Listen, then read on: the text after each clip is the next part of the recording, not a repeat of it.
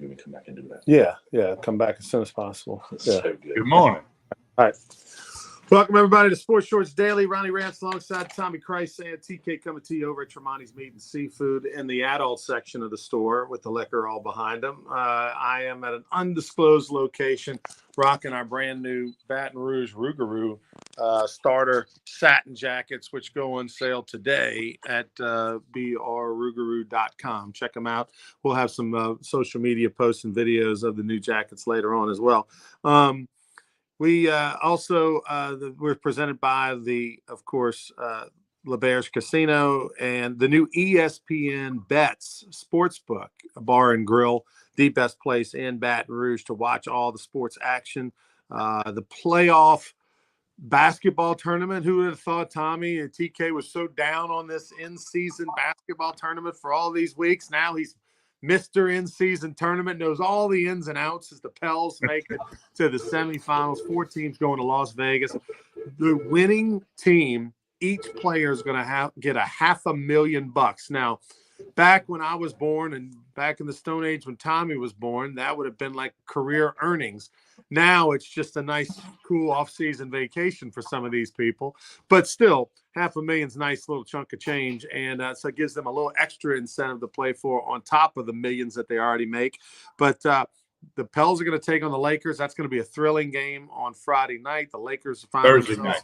It's Thursday night. Okay. So Thursday night, 1.5 favorite are the Lakers over the Pels. They'll take on the winners of the Bucks and Pacers. I would think that the NBA is hoping for the Lakers to win and the Bucks to win. That would be the marquee matchup. But obviously the Pels and Pacers will try to ruin that. The finals will be on Saturday night. And there's a pretty cool promotion, right, that the Pels have been running that kind of nobody knew about, but now they're taking notice. If you're a Pelicans fan and you went to an in-season tournament game at the Smoothie King and you registered, if the Pelicans win it all Saturday night in Vegas, they're going to give 100 fans $10,000. That's $1 million giveaway from the Pelicans. Hey, $10,000 to a lot of the Pelican fans, a whole lot more than the $500,000 to some of these NBA guys, percentage-wise. So that's a pretty cool thing. But, it's funny, Ronnie. It's like, did it get promoted enough? I didn't hear about it a couple of days ago. I did a Talking Sports with TK podcast yesterday with Trey Blossman, who's a huge NBA guy. I mean, he watches it every night. He's on top of it. He didn't know about it. And if he didn't know it, I knew that's like craziness. All right. By the way, check out my podcast, Talking Sports with TK, all the major platforms or wherever you get your podcast. But anyway, so now here's the thing, too, Ronnie. The semifinals and finals are in Las Vegas. And I was thinking of this last night. Ronnie, we can go back 10, 12 years ago, and Las Vegas was a taboo term for all professional sports. And, they wouldn't talk betting lines. Al Michaels might do it, but it wasn't a common thing. Now, the sports world with hockey, you got the baseball team going to move there in a couple of years. The NFL team's there, Final Fours, Super Bowls. I mean, it's just it's a scant 12 years ago or so, give or take a year. That was not mentioned. And now Vegas is becoming like this sports capital of the world because it's a destination place. Lots of people have been to Vegas. Some haven't. And, when LSU plays out there, they're going to get fans. I mean, it's just amazing the shift. We're both old enough to remember when they didn't, now you got betting lines on TV, fans game. I mean, that's amazing how that changed over time, not just for football, but for all sports, including the hockey team. Didn't they even win the Stanley Cup? Yeah, they did the first year of their existence. Yeah, so I mean, and who knows? I got a WNBA team there. Who knows what else will be there? They've always had minor league baseball. That's been around in Vegas for a very long time. And of course, some people remember the UNLV Running Rebel basketball team, which made a mark for many years with Jerry Tarkanian. But it's just, I was thinking about that last night, how much that whole sports and Las Vegas term connected. It really is incredible, TK. You mentioned, the only thing left is MLB, and that's expected to happen because MLB's got a weird number of teams, 31 teams. They're expected to add a 32nd team. Everybody expects it to be Vegas. Well, Oakland might move there. Oh, I'm sorry. No, Oakland did. They have 30 teams. No, Oakland is content. We've got an NBA team is what we're talking about. NBA team is what's an NBA. Yeah. Right. Major League Baseball team's actually having catty corner to MGM right there by the airport. Saw some of the designs for this thing. And of course, it's like everything else now. It's not just the stadium. It's like a stadium and a city around it. It's going to be fantastic like you would expect. But yeah, you're going to have obviously baseball with the A's, and then you've already got the Raiders. So the whole Bay Area, bye-bye. They've relocated. And then it's expected with a new franchise to pop up. Maybe a franchise moves there. I mean, we're not too old to remember Seattle moved to Oklahoma City. I mean, that happened just, somewhat recently. The Clippers used to be in San Diego, back in the day. Obviously the Jazz moved from New Orleans to Utah is one of the more famous ones. And one thing about Vegas that a lot of other cities don't have, they have the room to build stadiums because they're in the desert. If you've ever flown into Vegas, you're literally flying over sand for like 20 minutes. Then there's the Strip in Vegas, which has grown a lot. I haven't been there in over 10 years, but I did make 4 or 5 trips out there a while back. But they got plenty of room to build that park and this stadium because they're not landlocked like, New Orleans. I mean, New Orleans had to put up a new football stadium. It had to be in Slidell or Laplace or Homer or something like that, But Vegas, it's going to grow, and who knows where it'll be 5-10 years from now. Right. All right, so that's exciting. The Pels are healthy, and what a difference it is when the big three. I mean, look, the Pels might not be the best top 3 in the league, but they're probably arguably the best 7 or 8. When they're all healthy and when they're all available, 1 through 8, they probably can be as good as any team in the league. The problem has been that they just haven't been healthy most of the time. There's been less than 20 games, ever that the big 3, McCollum and Davis and Ingram and Zion have all played together. And now they're back, and you see what a difference it makes when they are healthy. They can go on the road to a very good Kings team in an important game and win, when they were trailing by double digits early on in that game. And so it's exciting to see. They're going to be taking on the old man, LeBron James, who ain't playing like an old man, this Thursday night. Pels and Lakers. All right, let's move on to the big news of the week. Obviously, Jaden Daniels made it official. He's going to be one of the Heisman finalists and is expected to win it. He's the favorite at all the odds makers. But the one thing that caught me the most, I expected Penix and Nix and Daniels to be going to New York City. I didn't think Marvin Harrison Jr. had enough juice to get to New York City. Based on his production, based on how the others really kind of separated themselves from the pack. And look, some years there's 3 people in New York. Some years there's 5. It just depends on how the votes all kind of play out. I'm shocked that Marvin Harrison Jr. got enough votes to justify them bringing him to New York. And at the same time, how does either one of the LSU wide receivers not in New York over Marvin Harrison Jr.? I get it. He went into the preseason with all the hype. I get it that he might even be the better NFL player one day. But quite frankly, it's a joke that he's there. He did not have Heisman accolades. He wasn't even the best top 3 wide receiver in the college this year. Well, it's laughable if you put Malik Neighbors' numbers next to Marvin Harrison Jr. I guess that's just that Midwest bloating block of the 900+ people that vote on the Heisman. But it's embarrassing, I think, that he's there, and somebody like Malik Neighbors is not. He had 2 games this year where he had 30 or less yards receiving. That you don't go to New York when you do that. He's got no shot to win it. It is absolutely ridiculous. I think it's embarrassing to the Heisman Trust, who runs the Heisman Trophy, to invite. Why didn't they invite the wide receiver from Liberty, who's 13-0? I mean, yeah, they can do what they want. It's their deal, their award, their ceremony, blah, blah, blah. But, that's just a little bit odd. And the social media just ripped the Heisman Trust for inviting him. But, the votes were due in Monday. So the invitations came out Tuesday. So there is somebody that knows who won and how the votes will break down.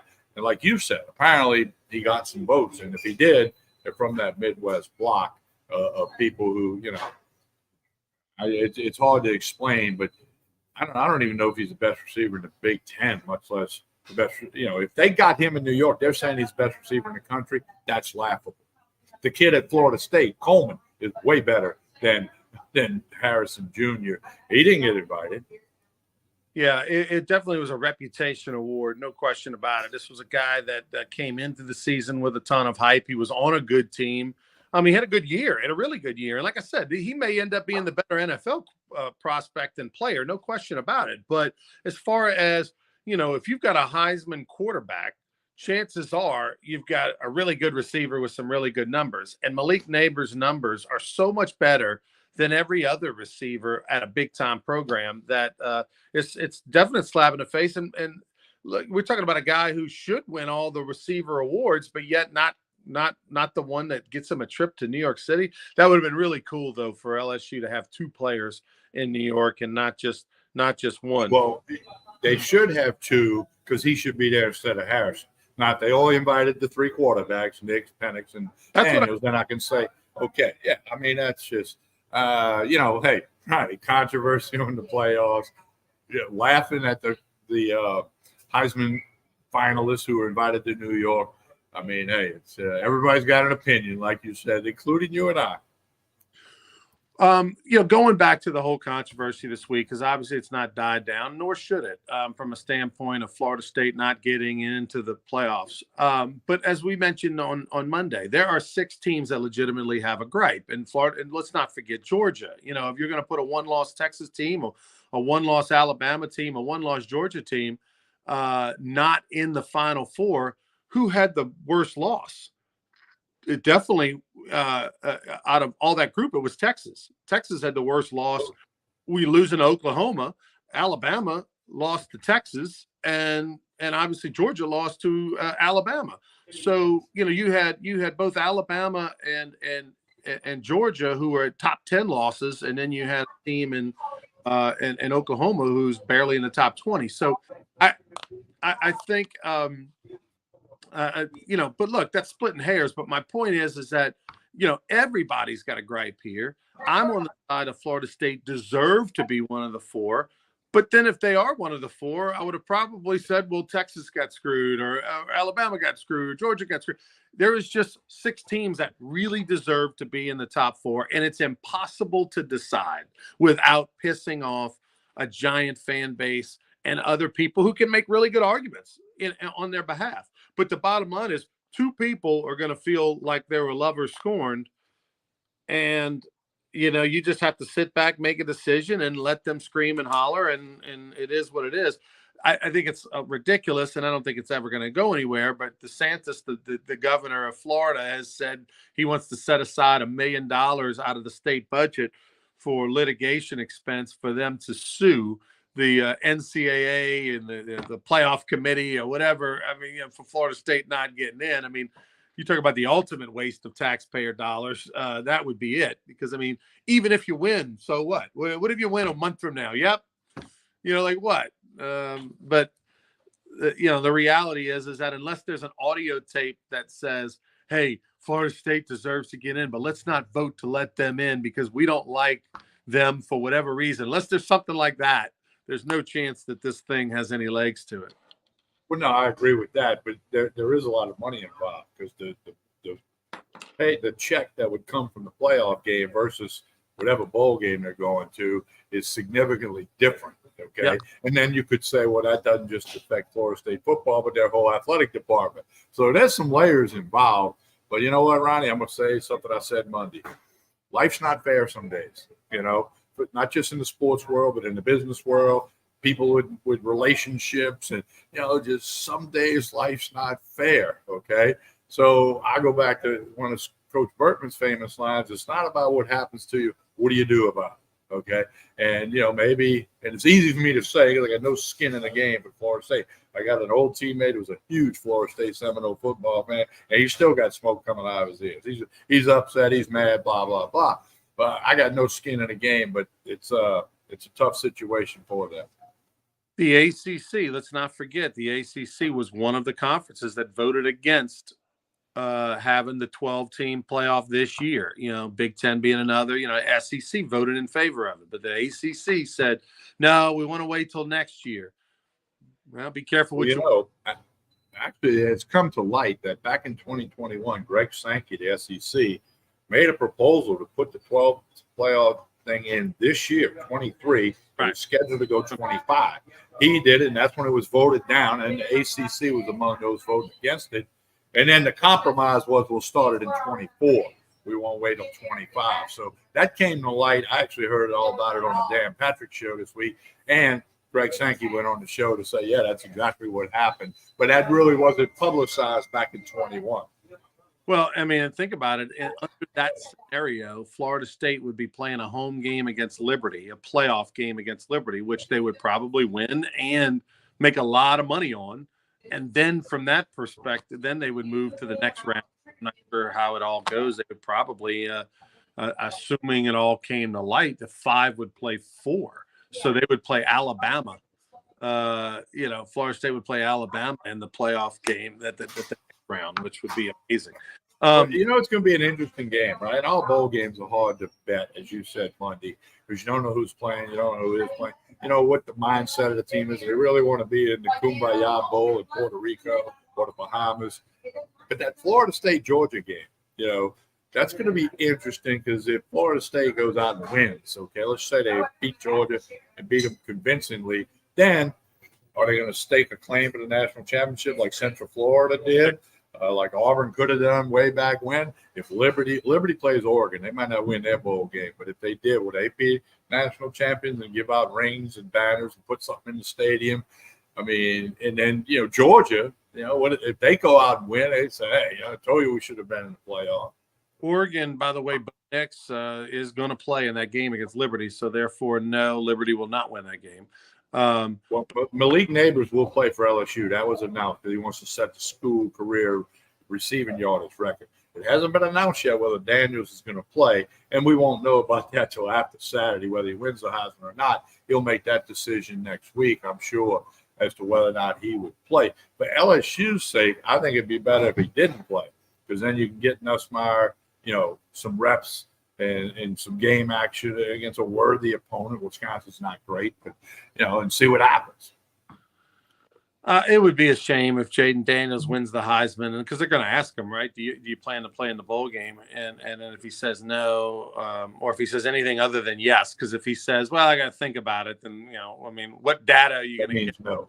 Should but because I think LSU is going to truck Wisconsin. I think it's going to be much like the Iowa game last year. So let Jaden Daniels and let Malik Neighbors and Brian Thomas Jr. and all them, let them go out in the first half, ball out, throw the ball all around, and then Nussmeier and the boys take it home the second half. That would be the ideal thing. But for lack of a better word, a curtain call. Let them all go out there, play the first half, tip. Well, we can't tip the hat; they wear a helmet, but do that little deal and let LSU fans enjoy seeing them play another couple of quarters of football. I think that would be good. I think the fans would love that. I think if you want to, the whatever bowl it is in Tampa is praying to God that Jaden Daniels announces he's playing, because if he wins the Heisman and he is playing, that is going to do huge ticket sales. From an LSU perspective, from a local perspective over there, of them wanting to go see the Heisman Trophy winner. But if he says he's not playing, a 7-5 Wisconsin team taking on an LSU team without its Heisman Trophy winning quarterback is going to be a wah in the ratings, as well as interest level, especially. And it's 11 o'clock in the morning. They need a little boost for ticket sales. Well, It's 12 noon. If you're in Tampa, it'll be a 12 noon game. Correct. Saints, amazing. They're a 5-point favorite over the Panthers this week, even with their atrocious 5-7 record, and they've lost 3 in a row. And so much talk about Derek Carr. Should they just wave the white flag and go with Hill and Jameis the rest of the way? But that's all you need to know. Got to win the next 2, Tommy. Go 7-7. If you beat the Giants and the Panthers both at home, you're 7-7, and at that point we'll reassess in 2 weeks where we're at relative to the Falcons and the Bucks. Saints right now 3rd place in the division. They got to jump 2 teams, not just 1. And they got the tiebreaker to stare at too as well. Hard to believe they're a 5-point favorite. That tells you how bad the Panthers are. Of course, they had a coaching change, so they're really more of a mess than boil it on down. But anyway, who knows? We'll see.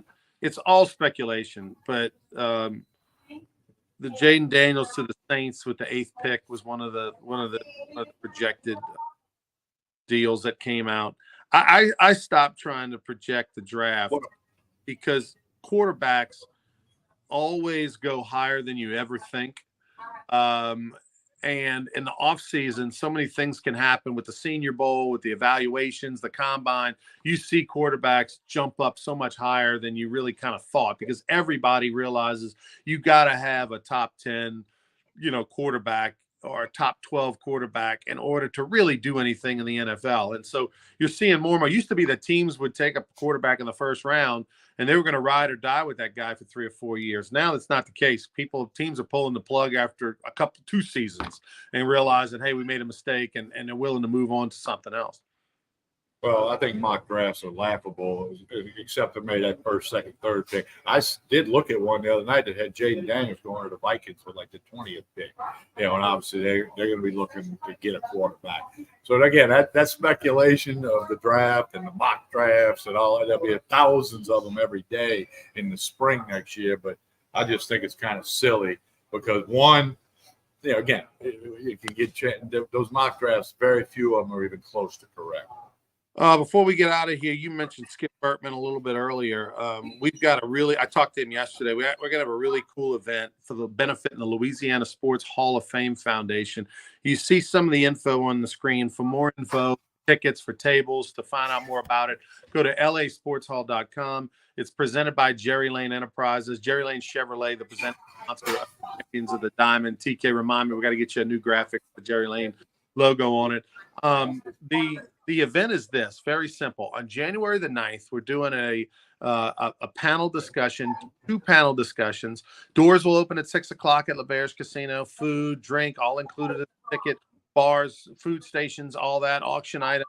Have a red carpet arrival TV show, which you can actually watch in the event while the thing's going on. But we will have all that for you.